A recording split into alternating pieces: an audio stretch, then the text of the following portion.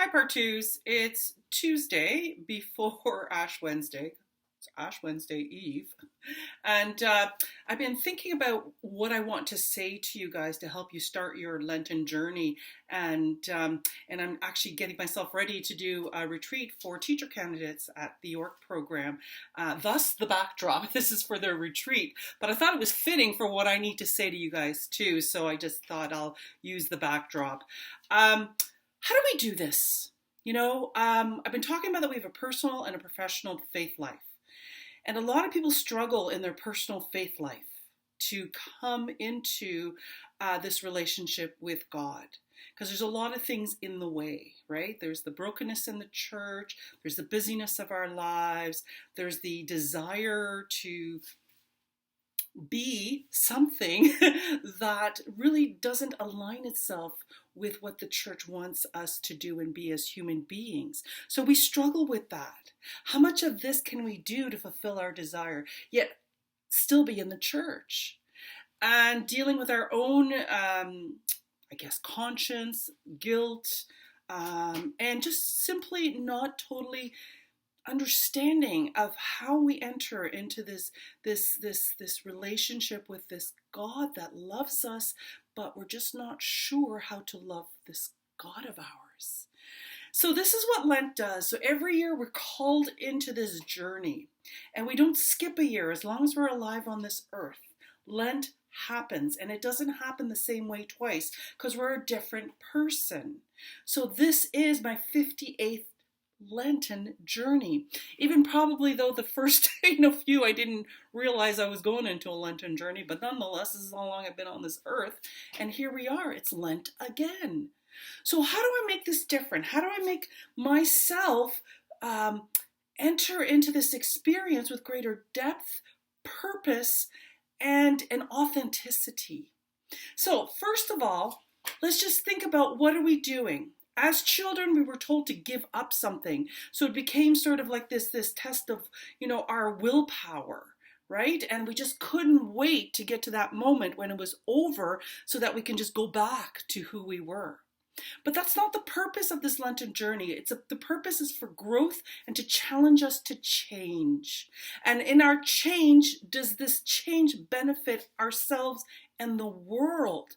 And to continue to build on this change. That's why Lent comes every year. We do this every year. The human condition resists change and has a hard time sometimes becoming a better version of ourselves. And we have to work really hard at it. And this is what our faith is about, is helping us become a better version of ourselves. Not somebody else, but of ourselves. So how do we get into this?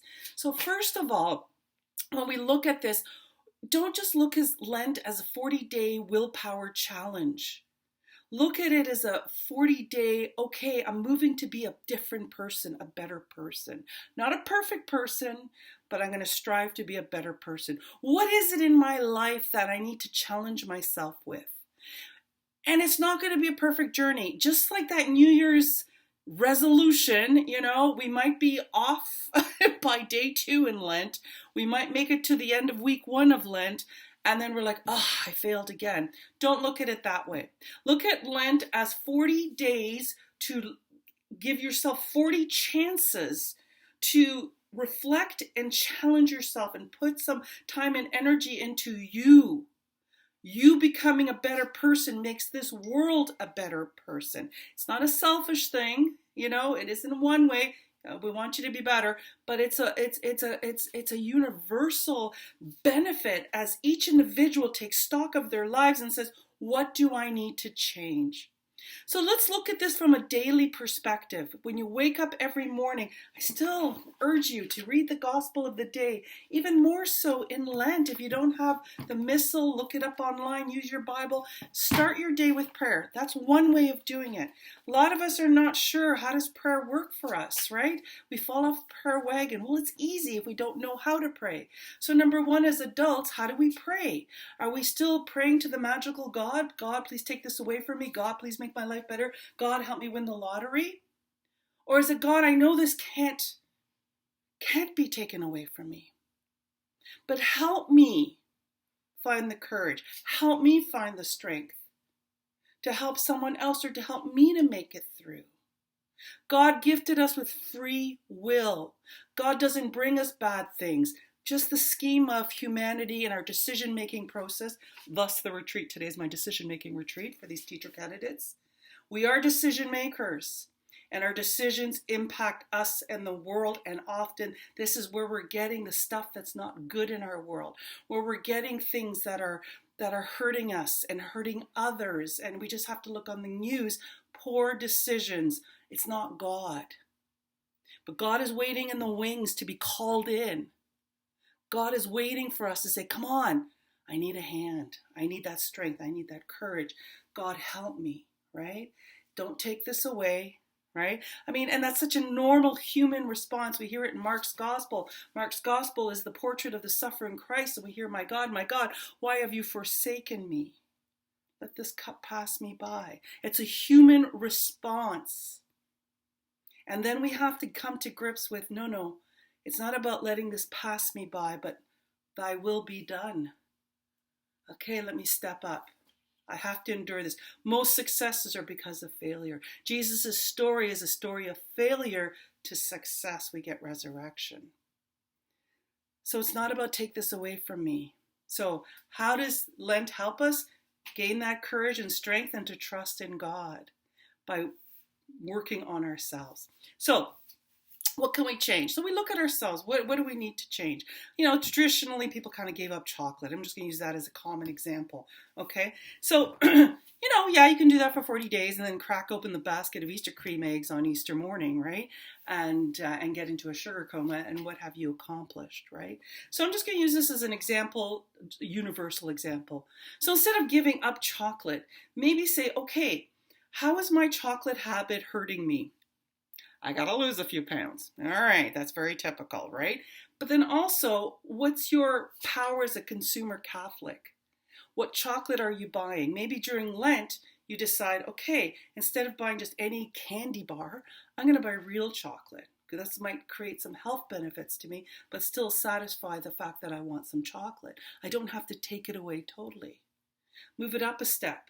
My health benefits. But now, what if the chocolate I'm purchasing has helped someone else's life breathe easier? That you paid into a chocolate company that is fair trade organic.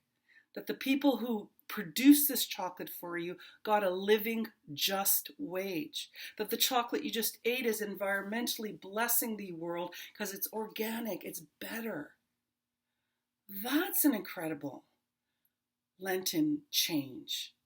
Because instead of Easter morning just diving into the chocolate, you've created a sense of, okay, I have to take this beyond Easter. It's not about just giving up, it's about change. How is this going to make me better? How's this going to make the world better? That's a great Lenten kind of transformation, change, journey for these 40 days. And if in between you slip in a Easter cream egg in the midst of it, that's okay. It doesn't mean it's all over. You pick yourself up and you keep moving. When Jesus fell, he picked up again and he kept moving. And then someone came and helped him. Simon came and helped him. Who's going to help you? Who are you going to help? Right? So it's just putting our story in perspective, our very incredibly strong story of faith, right? And how during Lent are we going to strengthen our relationship with God? How during Lent are we going to challenge ourselves to be better people? How during Lent, by making myself better, I'm going to bless the world by being the best version of myself? And how am I going to build on this? That the next 40 days next year, on my 59th Lenten journey, God willing, how am I going to take this experience and then raise it up a notch and keep going and not just end on Easter morning? Easter morning is a beginning. It's a new beginning. Is there going to be a new you on Easter morning? Even if you stumble along the way, even if you have to start 10, 15 times over again during the Lenten journey, but you don't give up. That's the important thing about Lent. So get ready. It is a journey. When you take a journey, you get ready, you pack for it, right? You get what you need. right? And hope for the best. And we're all hoping for the best. That these 40 days is a transformative time of creating a world with better versions of themselves, everyone who's in it, everyone become better, and that we become better decision makers, right? And so I hope this helps. I hope this helps you in your personal faith life. I hope this helps you in your professional faith life. I hope that while you're struggling with your own Lenten journey and your own challenges of becoming the better version of yourself, that you can also be a guide for your students and your family, that you can help them walk through their journey of Lent and help them become better versions of themselves. Because the poster here says, you can talk the talk, but can you walk the walk? I just wanted to get it right. Right? So we're all talking, but are we walking? And Lent is about both. Taking what we know, taking what we, been preaching as Catholic teachers, and can we strap on those hiking boots, put on that backpack, and journey through Lent? It's up to you. God bless. The readings are awesome. Like for today, Tuesday, March the 1st. I'm not going to read through the whole thing, but I just love this reading because it says, Peter began to say, we're reading from Mark, to Jesus, look, we have left everything and followed you. The journey, are you able to follow, right? And deal with the mystery of God, because the end of this reading says, but many who are first will be last, and the last will be first. And people have a hard time with things like that. Like, what do you mean? That doesn't sound fair. But is it? And then we come to Ash Wednesday tomorrow, and I just love the reading from Joel. The readings are just so beautiful for Ash Wednesday. And it starts with, even now, says the Lord, return to me with all your heart. From today of come follow me, leave everything. Come follow me. It's such actually an appropriate reading for today and what's going on with our Ukrainian brothers and sisters.